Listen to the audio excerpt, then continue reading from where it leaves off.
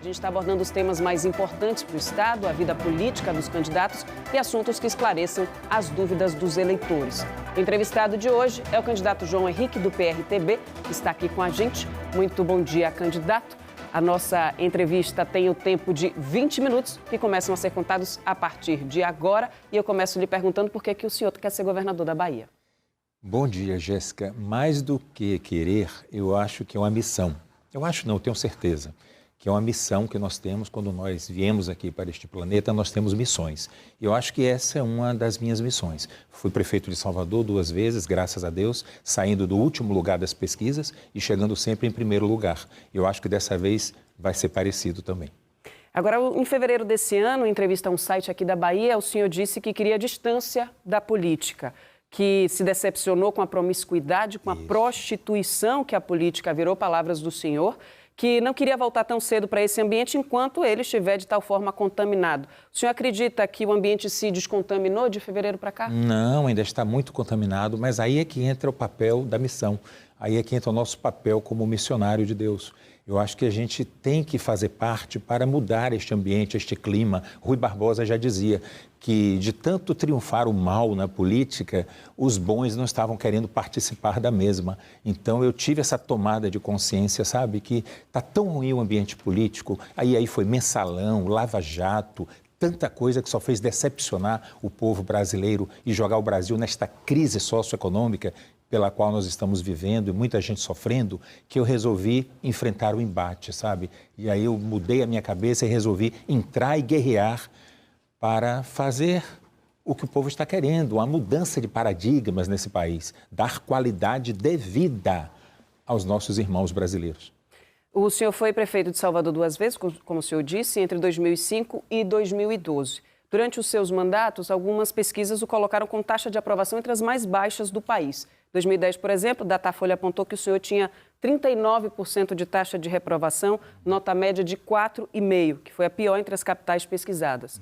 2 anos depois, uma pesquisa do Ibope apontou que o senhor foi avaliado como ruim ou péssimo por 67% dos soteropolitanos, também o terceiro pior do país.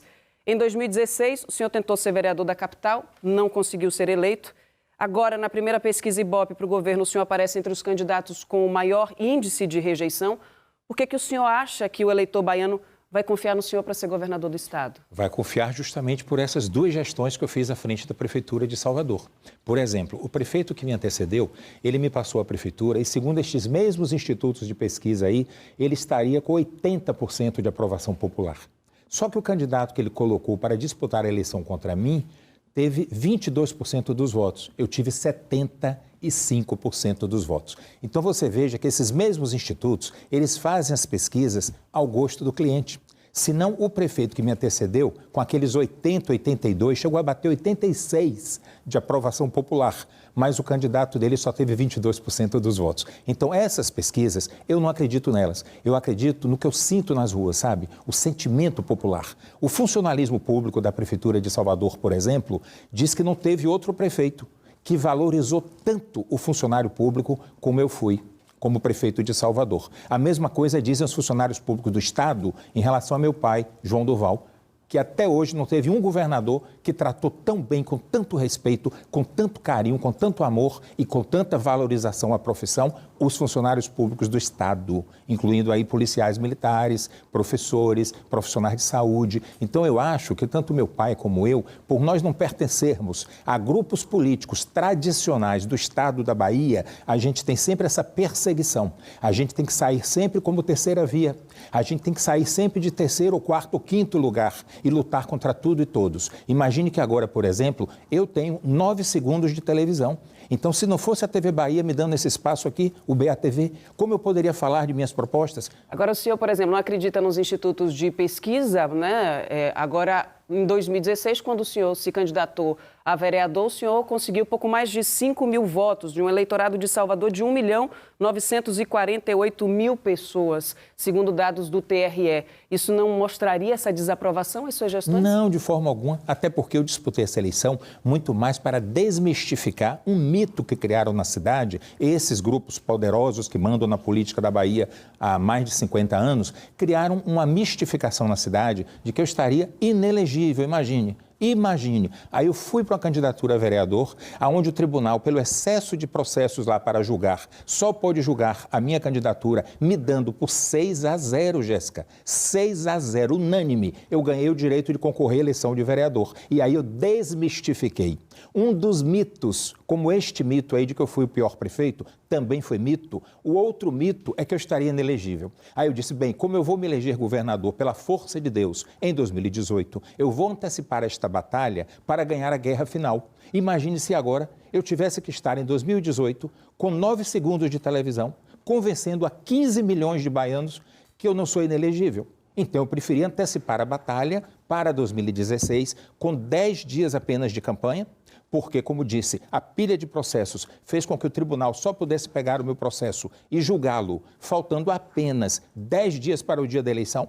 Eu fiz 10 dias de campanha, sem recurso algum, como eu estou agora. Inclusive, os jornais hoje da cidade dizem que minha campanha não tem recurso nenhum. É verdade, nós não roubamos na Lava Jato, nem no Mensalão. Por isso, a gente está com a campanha limpa, graças a Deus, coligado com Jair Bolsonaro, também limpo de Lava Jato, é o nosso candidato a presidente, com o general Mourão, que é do nosso partido, do PRTB, e é assim que a política deve ser no Brasil, sabe? Agora... Sem dinheiro e limpa. O voto tem que vir das propostas. Inclusive, eu queria, se pudesse aqui ter a oportunidade, porque eu só tenho 9 segundos, imagine, 9 segundos para falar de propostas. O que é que eu vou falar em 9 segundos, no horário eleitoral? A gente vai lhe dar espaço, sim, candidato, mas é importante que a gente também analise a sua participação na vida política, o que o senhor já fez na vida política, para que as pessoas possam avaliar se elas acreditam Perfeito. Que o senhor esteja preparado para assumir um governo do Estado. Por exemplo, no seu segundo mandato, de 2009 a 2012, o Tribunal de Contas dos municípios reprovou todas as suas contas públicas anuais. Em 2013, o Ministério Público da Bahia ajuizou uma ação civil pública contra o senhor por improbidade, alegando irregularidades cometidas no seu governo, gerando prejuízo de 172 milhões de reais para a cidade. Então, se eleito o senhor, como é que o senhor vai cuidar para evitar situações parecidas, como vai cuidar das contas públicas? Bem, em primeiro lugar, essas votações aí foram políticas, né? Elas foram findadas na Câmara de Vereadores de Salvador. Mas baseadas em relatório do Tribunal de Contas, em auditorias das contas das prefeituras. Sim, mas eu venci por 6-0. No final das contas, o TRE, por 6 votos a 0, me deu a condição de elegibilidade, entendendo que eu não tive o direito de defesa nessas contas, que é um direito, cláusula pétrea da Constituição Federal, direito amplo de defesa, legítimo direito de defesa. Julga a ficha limpa que tem a ver com condenações penais. A improbidade administrativa, Sim. Apesar das contas rejeitadas, o senhor pode se colocar à disposição de novo para o eleitor e o eleitor é quem tem que julgar. Agora, eu queria que o senhor explicasse para o eleitor esse descuido com as contas que foram reprovadas. Entre as irregularidades apontadas no relatório está pagamento indevido de valores à então secretária de Saúde, pedido de devolução desses valores, uma dívida de quase 3 bilhões de reais aqui na cidade. E o TCM também ordenou que fossem devolvidos aos cofres municipais, com recursos pessoais do senhor, 568 mil reais, relativos, entre outros motivos, a despesas com publicidade para promoção pessoal. O senhor pagou essas multas? O senhor ressarciu os cofres públicos desses prejuízos? Isso tudo já foi respondido e eu gostaria que quem está em casa nos ouvindo pudesse ouvir as minhas propostas para governar a Bahia, porque tudo isso aí já foi devidamente respondido, senão eu não estaria aqui no BATV como candidato a governador da Bahia. Me desculpe, mas eu preferia olhar para frente e falar do que eu tenho a oferecer para os 15 milhões de baianos que querem eleger um governador que trate bem o funcionário público, que reajuste os salários anualmente dos funcionários públicos estaduais que estão com congelamento salarial há muitos anos, que acabe com a fila da regulação ou melhore o atendimento, a celeridade da fila da regulação, que trate a segurança pública como nós, o presidente Jair Bolsonaro e o general Mourão vão tratar a segurança pública com prioridade. Vamos falar então das propostas de segurança. Então pronto, vamos falar das suas propostas. Isso tudo do passado aí já passou, já foi respondido. Toda essa massificação, todo esse massacre que meus adversários, poderosos proprietários de meios de comunicação aqui na Bahia, tudo isso aí que fizeram contra mim já foi explicado. Hoje, graças a Deus, com 9 segundos de televisão, mas com a consciência tranquila, podendo dormir e acordar, sem a Polícia Federal batendo na minha porta, porque nosso partido e o do Bolsonaro estão livres de lava-jato, é que a gente conseguiu 9 segundinhos para a gente fazer nossas propostas para o eleitorado. É o que eu pensei que eu ia fazer aqui hoje. Então, vamos falar das suas propostas para a segurança pública, já que a gente tem um índice em 10 anos que subiu quase 100%, o índice de homicídios de 2006 a 2016, e número de estupros, por exemplo, que subiram de 2016 para 2017, de 2.800 casos para 3.200 casos, segundo o Anuário Brasileiro de Segurança Pública. Como é que o senhor pretende reduzir esses índices, candidato? Bem, eu acho que a primeira iniciativa que eu tomei foi apoiar Jair Bolsonaro e o general Mourão. Eu acho que essa escolha aí já foi uma escolha pela segurança pública, porque são homens que têm história de vida muito vinculadas à questão da segurança, não é? Então, a escolha dessa chapa aí já foi uma priorização à segurança por nossa parte. Em segundo lugar, a segurança pública, ela não pode ser avaliada sem estar linkada com educação e economia. Nós estamos com a economia débil, fraca, gerando só desemprego, com estagflação, estagnação com inflação, as famílias desesperadas e as crianças saem da escola. A evasão escolar é muito grande na Bahia para fazer renda familiar, porque o pai às vezes está desempregado, a mãe também, ou estão doentes, enfim, as crianças saem das escolas. Então, para falar de segurança, eu tenho que falar desse tripé, sabe? Educação, economia, segurança. Não tem como falar da segurança sem falar desses outros dois temas. Então, a curto prazo, com certeza, o presidente Jair Bolsonaro vai ter algumas propostas de impacto. Caso o Jair Bolsonaro não seja eleito, como o senhor vai lidar com a segurança aqui na Bahia, sendo o senhor eleito? Bem, aí nós temos que melhorar os EPIs, né? Os equipamentos de proteção individual da Polícia Militar, fazer mais concursos públicos. Agora, não dá para botar um policial para tomar conta de cada cidadão da cidade. Então, não é só aumentar o efetivo, porque você tem também as pessoas que se aposentam, tem que repor também esse efetivo. Então, polícia não é só uma questão de efetivo policial. Polícia é uma questão de usar mais a inteligência e a prevenção do que a força e a repressão. Então, é dentro dessa política de Estado e não com políticas menores. O efetivo é importante, mas é importante também pagar bem, como o João Durval pagou ao policial militar. O policial militar do governo de meu pai tinha conjuntos habitacionais para morar. Então, o policial militar não morava ao lado do bandido. Mas o senhor não queria falar do passado, o senhor está falando do seu pai. Eu queria que o senhor falasse de propostas concretas para a segurança pública da Bahia, caso o senhor seja eleito e assuma em janeiro. Mas quando é uma coisa boa do passado, vale a pena a gente lembrar, não é? Os policiais militares naquela época de João Durval, como eu dizia, tinham conjuntos habitacionais como o Jardim Cajazeiras, que era para o policial não morar ao lado do bandido. Novos conjuntos... Voltar àquela política de Estado, que os governadores que sucederam João Durval deveriam ter continuado com aquela política de Estado. A política de Estado é diferente de programa de governo. Eu acho que para a Polícia Militar, para a Polícia Civil, uma boa remuneração para estimulá-los a trabalhar melhor, melhores condições de trabalho, você ter todos os instrumentos para a operação policial, inclusive hoje instrumentos tecnologicamente avançados também, eles têm que ter acesso a isso, porque os bandidos nas favelas, nos morros, nas comunidades, às vezes estão mais equipados, mais preparados do que a própria polícia. Então o policial já vai em desvantagem para enfrentar o crime organizado. Então, tudo isso, não só a questão do efetivo, com boas condições de trabalho, com a tropa valorizada, com bons salários dignos, decentes, uma moradia diferenciada da moradia do bandido, porque o policial hoje, ele tem medo, até você sabe de quê? De estender a roupa no varal para secar. E de onde o senhor tiraria esses recursos para a criação desses conjuntos habitacionais e para esse aumento do efetivo policial? Prioridade. Porque a gente aprende na faculdade de economia, eu aprendi no primeiro semestre, que os recursos são finitos. E os problemas são infinitos, sobretudo no estado pobre como é a Bahia e o Nordeste brasileiro. Então, prioridade. Quais seriam as prioridades e o que deixaria de receber recursos então, do orçamento? Como políticas de Estado, eu teria 3 prioridades: educação, saúde e segurança pública. Os recursos vão ter que vir de qualquer área. É preciso chegar e sentar lá, porque... Como você disse, eu fui prefeito, sim, 2 vezes. Eu acho que o aluno, para chegar no ensino superior, ele passa pelo fundamental, não é? E passa antes pelo ensino infantil.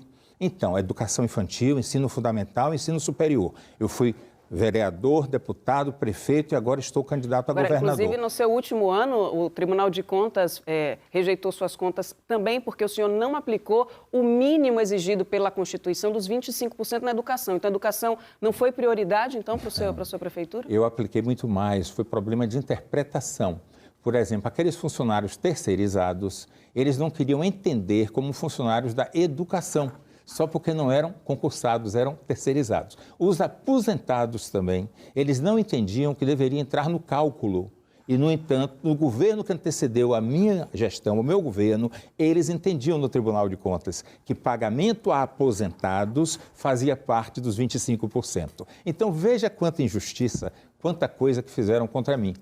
Mas eu acho que superamos tudo isso, tivemos uma boa conversa depois com o Tribunal de Contas e eles nos esclareceram isso, problemas de interpretação da gestão do Tribunal de Contas. Hoje eu creio que com os atuais prefeitos, eles já estejam aplicando uma interpretação mais justa. Eu queria saber do senhor as suas propostas para diminuir a taxa de desemprego na Bahia. Hoje estamos com 16,5%, 1.100.000 pessoas sem trabalho, procurando trabalho, outras 900 mil que desistiram porque não tem mais esperança. Salvador está em terceiro lugar entre as capitais do país do desemprego. O que o senhor pretende fazer para gerar emprego e trazer esperança a essas pessoas? Bem, pegar por região e fazer um diagnóstico do potencial vocacional de cada região da Bahia.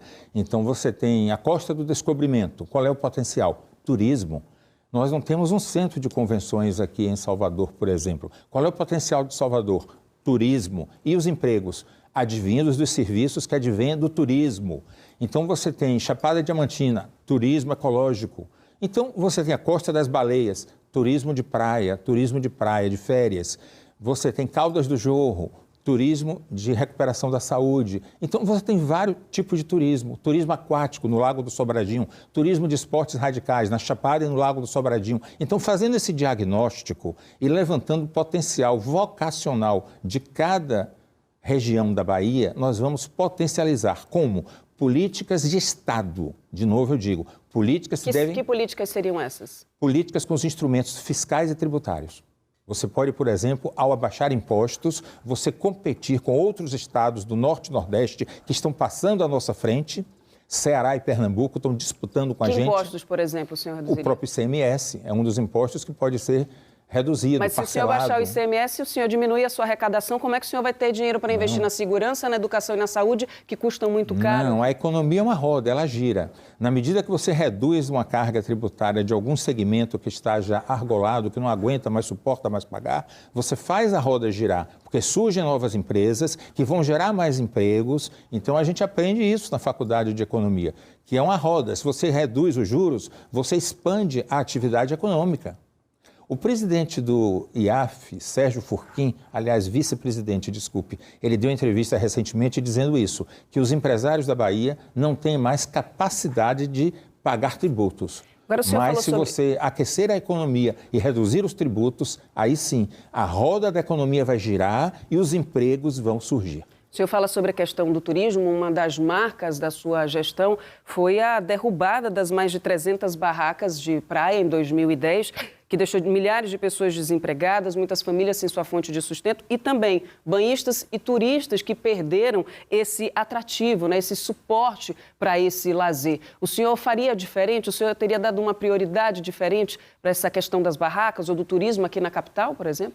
Olha, o turismo na Bahia está precisando de uma prioridade. Agora, só ajustando essa questão das barracas. Foi uma ordem da Justiça Federal, foi cumprida pela Polícia Federal e teve o auxílio da SUCOM, da Prefeitura. Mas foi uma ordem de um processo dado entrada pelo Ministério Público Federal, junto à Justiça Federal. O juiz federal foi o Dr. Carlos Dávila, da primeira vara da Justiça Federal na Bahia. Acho que iniciou por causa do projeto da Prefeitura, da parceria com as cervejarias, para que fosse colocada a publicidade de cervejarias no nosso litoral. E a partir disso é que toda essa ação começou, por causa de irregularidades desse projeto. Eu só quero lembrar, candidato, o senhor ainda tem um minuto. Eu vou deixar, se o senhor quiser responder a esta pergunta ou quiser deixar uma mensagem, aproveitando aí para falar com os baianos. Não, eu vou pedir a vocês então, já que aqui no programa só se fala do passado dos candidatos, não quer se falar do futuro, de propostas, eu quero que vocês usem, acionem nossas redes sociais, por favor. Nós temos Instagram, Face, nós pedimos a vocês então, já que o tempo aqui é tão curto e só se falou aqui da minha gestão, onde eu tive um belo aprendizado para ir agora governar o estado da Bahia, se eu administrei para 3 milhões de pessoas, agora Deus me deu a responsabilidade de administrar a Bahia para 15 milhões de pessoas, de forma decente, justa, honesta e correta, sem roubar e sem deixar roubar.